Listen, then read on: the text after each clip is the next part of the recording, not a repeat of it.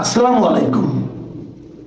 প্রিয় দর্শক, দেশের যে আছে এখন যদি আপনি প্রশ্ন করেন যে এই মুহূর্তে দেশের সবচেয়ে বড় সংকট কোনটি, আপনি নির্দ্বিধায় যে উত্তরটা পাবেন এবং আপনি নিজেও যেটা ভাবছেন সেটা হচ্ছে জ্বালানি তেলের সংকট।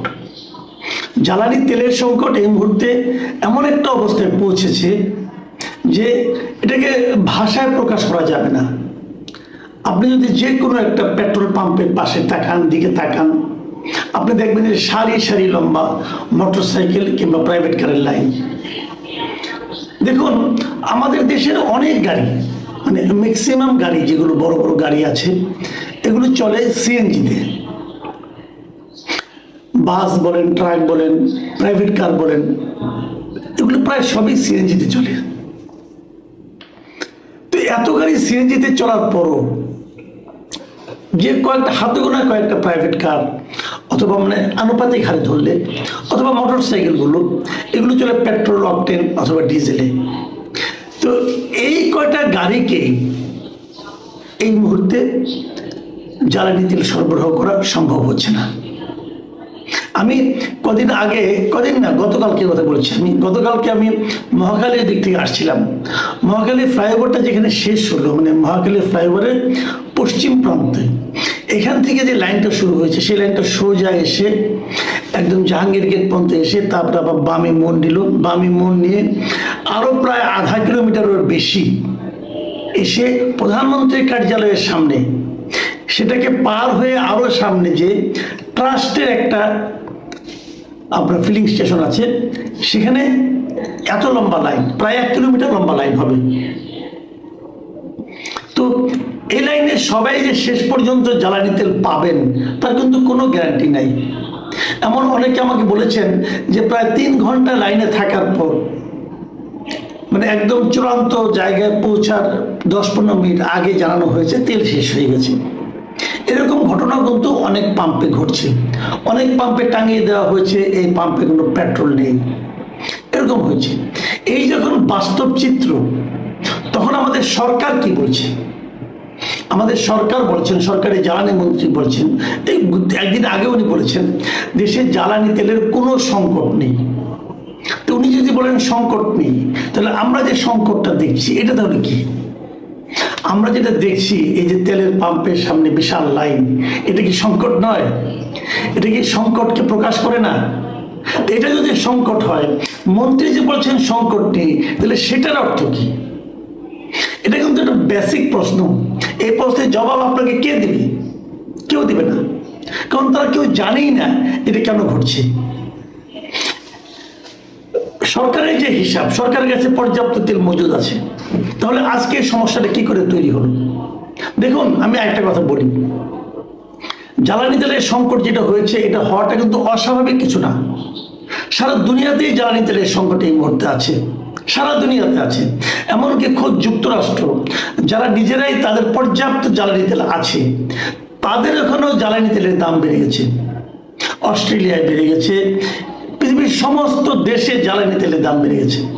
এশিয়ার দেশগুলির অবস্থা সবচেয়ে খারাপ, কারণ এশিয়ার এখান থেকে মধ্যপ্রাচ্যের ম্যাক্সিমাম তেল হরমুজ প্রণালীতে যে সমস্ত জাহাজগুলি, তেলবাহী জাহাজ আসে, সেগুলো সবই আমাদের এখানে আসে, আমাদের এশিয়ার অঞ্চলে আসে।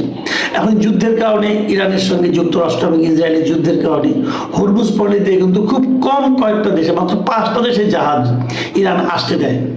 এবং সৌভাগ্যক্রমে সে 5টা দেশের মধ্যে আমাদের বাংলাদেশও আছে, ভারত আছে, চীন আছে, এরাও আছে। কিন্তু অনেক দেশে কিন্তু নাই। এবং যদ্দূর অনেক জায়গায় শোনা যাচ্ছে, আমার যেমন ফিলিপিনের মতো দেশে, সেখানে সরকারের পতন হয়ে যাওয়ার সম্ভাবনা দেখা দিয়েছে এই জ্বালানি তেলের কারণে। চীন, তারা কিন্তু এখানে আসতে পারে। চীনকে বলা হয় যে তাদের এখানে সবসময় 3 মাসের জ্বালানি তেল থাকে, সবসময় থাকে। সেই চীনেও কিন্তু জ্বালানি তেলের সংকট দেখা দিয়েছে এবং জ্বালানি তেলের দাম সেখানে এরই মধ্যে 20% বাড়িয়ে দেওয়া হয়েছে। এবং 20% বাড়ানোর চাপ তো তারা ভোগ করছে।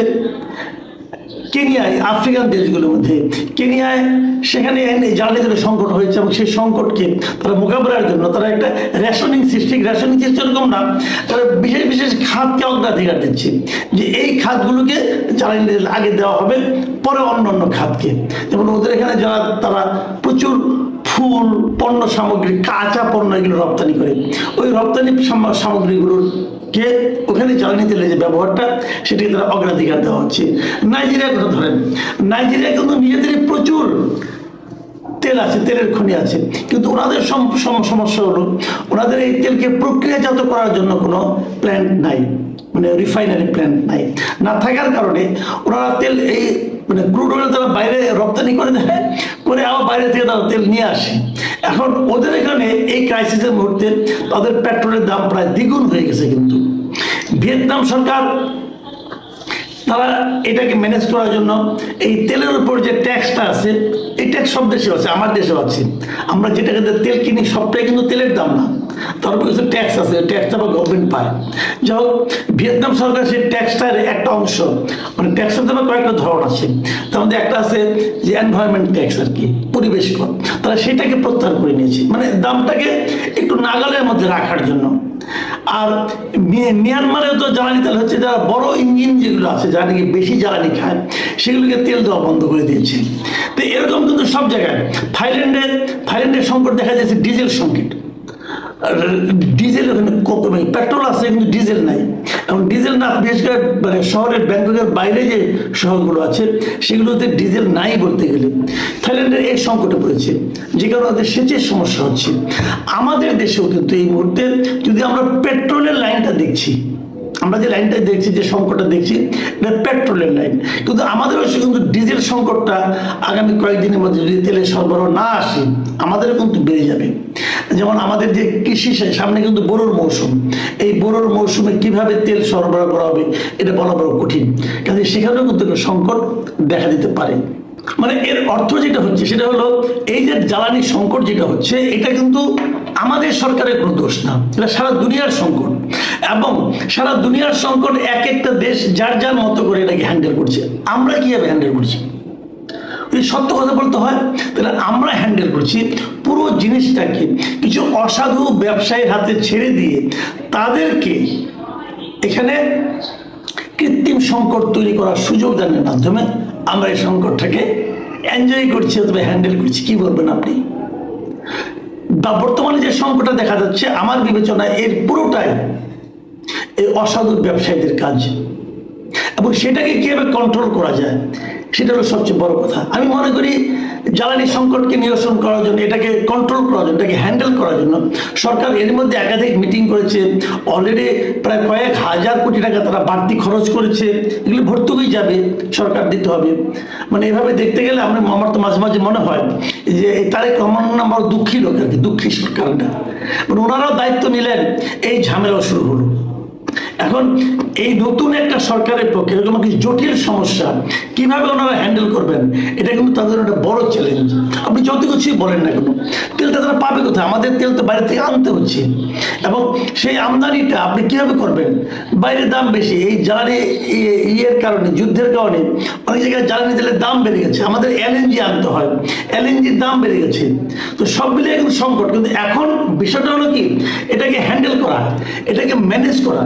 আমি মনে করি যে আমাদের দেশে যে জ্বালানি সংকটের যেটা এখন যে ক্রাইসিস যেটা দেখা যাচ্ছে, এটা সম্পূর্ণ একটা কৃত্রিম ক্রাইসিস। সরকার বারবার বলছে আমাদের কাছে পর্যাপ্ত মজুদ এখনো আছে, এবং আরো অনেক ট্যাঙ্কার আসতেছে, পাইপলাইনে আছে, কাজে আমাদের সংকট হয়তো হবে না।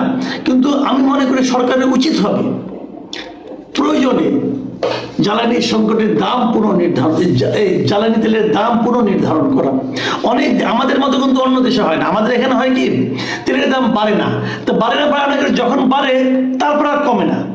কিন্তু সারা দুনিয়ায় তেলের দাম কিন্তু ওঠানামা করে, এমনকি আমাদের পার্শ্ববর্তী দেশ ভারত, সেখানেও কিন্তু তেলের দাম ওঠানামা করে। যখন তেলের দাম বেড়ে যায় তখন ওরা দাম বাড়িয়ে দেয়, যখন পৃথিবীতে মানে বিশ্ববাজারে তেলের দাম কমে যায় তখন ওরাও দামটা কমিয়ে দেয়। আমরা এরকম করতে পারি। আমি মনে করি সরকার এই মুহূর্তে যেটা উচিত, যেটা সেটা করতে পারে, একটা সার্টেন টাইমের জন্য, ধরা যাক বলে দিবে 1 মাসের জন্য আমরা দামটা পুনর্নির্ধারণ করলাম, এক মাস পরে যদি দাম কমে আমরা আবার কমিয়ে দেবো, যদি বাড়ে আরো বাড়িয়ে দেবো। যদি এক মাস সময়সীমা নির্ধারণ করে তাহলে দামটাকে পুনর্নির্ধারণ করতে পারে। 2 নম্বর যেটা করতে পারে, প্রত্যেকটা পাম্পকে মনিটরিং এর আওতায় আনতে হবে। এই কারণে তারা যে পরিমাণ তেল এখানে দিচ্ছে ঠিক সেই পরিমাণ তেল তারা বিক্রি করছে কিনা তার একটা কঠিন হিসাব তারা নিতে পারে। কিভাবে নিল, কোন গাড়িতে নিল, প্রত্যেকটা হিসাব তাদের এখানে থাকতে হবে। এরকম একটা মনিটরিং সিস্টেম তারা ক্রিয়েট করতে পারে। যে পাম্প এই কাজে অনিয়ম করবে তাদের বিরুদ্ধে তাৎক্ষণিকভাবে কঠোর শাস্তি দিতে হবে। অলরেডি সেই শাস্তির প্রক্রিয়া কিন্তু শুরু হয়ে গেছে। অনেক পাম্প মালিকের বাড়িতে আন্ডারগ্রাউন্ডে এরকম জ্বালানি তেল, অনেক তেল মজুদ পাওয়া গেছে, তাদের বিরুদ্ধে অ্যাকশন নেওয়া হচ্ছে। সরকারকে দেখলাম তারা বেশ কঠিন অ্যাকশন নিচ্ছে, এই অ্যাকশনগুলি নিতে হবে। আরেকটা দেখলাম খুব সুন্দর, আমার ভালো লাগছে যে একটা পুরস্কার ঘোষণা করেছে যে যদি তারা মজুদদারকে ধরে দিতে পারে তাহলে তার পুরস্কার দেওয়া হবে। এইভাবে যদি অগ্রসর হয় তাহলে আমি মনে করি আমাদের তেলের দামও, আমাদের তেলের সংকটটাও আমরা হয়তো নিয়ন্ত্রণে রাখতে পারবো। আমি জানি না সরকার এটা কীভাবে হ্যান্ডেল করবে, কিন্তু এটাই কিন্তু সরকারকে ভোগাবে। সরকার যদি এই জিনিসটাকে একটু ভালোভাবে হ্যান্ডেল না করতে পারে এটা কিন্তু আখেরে আমি মনে করি বড় ধরনের একটা বিপর্যয় তৈরি করবে। আরেকটা কথা বলতে শেষ করতে চাই, সেটা হলো কথা বলতে গিয়ে সতর্কভাবে কথা বলতে হবে। এই যে আজকে যে ক্রাইসিসটা, এই ক্রাইসিসের শুরু কিন্তু এই জ্বালানি মন্ত্রী করেছেন। উনি আরো 10-12 দিন আগে হঠাৎ করে একদিন রেশনিং সিস্টেম চালু করে দিয়েছেন। ওই রেশনিং সিস্টেমে চালু করার মাধ্যমে রেশনিং তো হয়নি, মানুষের মধ্যে আরো আতঙ্ক তৈরি হয়েছে। এই ধরনের আতঙ্ক তৈরি করে এমন কথাবার্তা যত কম বলা যায় ততই ভালো হবে। প্রিয় দর্শক, আমরা জানি না সরকার কতদিন এটা পারবে, কারণ একটা হিসাবে দেখলাম যে সরকার নাকি প্রতিদিন 167 কোটি টাকা ভর্তুকি দিচ্ছে জ্বালানি তেলে। এটা এই সরকার কতদিন দিতে পারবে এটাও কিন্তু একটা বড় প্রশ্ন। কাজে সবগুলি মিলিয়ে চিন্তা করতে হবে। এবং আমি মনে করি এই সংকটে প্রয়োজনে সরকার মূল্য একটা সাময়িক সময়ের কথা বলে সময় পর্যন্ত ঠিক করে ওই সময় পর্যন্ত নতুন একটা মূল্য নির্ধারণ করে দিলে আমি মনে করি সরকারের ভর্তুকি পরিমাণ কমবে এবং জ্বালানি তেলের এই যে মজুদদারি, কালোবাজারি এটাও বন্ধ হবে এবং এই কৃত্রিম সংকটটা হয়তো আমাদের থামতে পারে।